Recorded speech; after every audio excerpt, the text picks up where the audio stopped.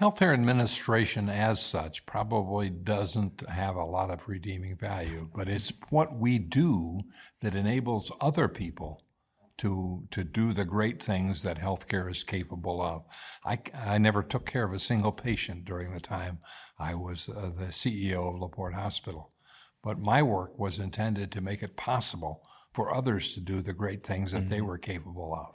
So for you, it's about wanting to create the right cultures so that good healthcare can be achieved. Exactly right.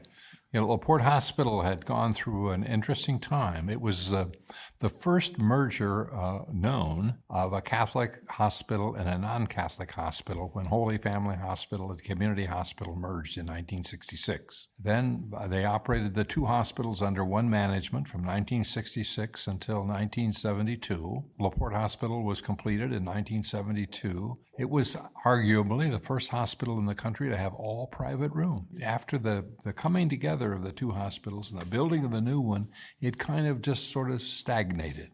And so my opportunity was to really bring it to life. Was there still kind of two different cultures? Did they have a shared culture yet? There was still some residual from two different hospitals. But, gradually we overcame that, and we had the opportunity to begin to really build LaPorte Hospital into what it ultimately became, which I believe is a preeminent regional hospital. Now, the hospital's CEO, although they're responsible for everything, really have almost no control over the medical staff, who in turn have a lot of control over the employees who theoretically report to the CEO. My management professors tell me, well, that's a prescription for failure. That couldn't work, but it does work. But in that process, a hospital CEO has to do a lot of things that don't necessarily satisfy all the constituencies that he has to serve.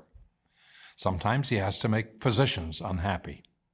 I remember when I insisted upon installing the first computed tomography, CT unit at LaPorte Hospital.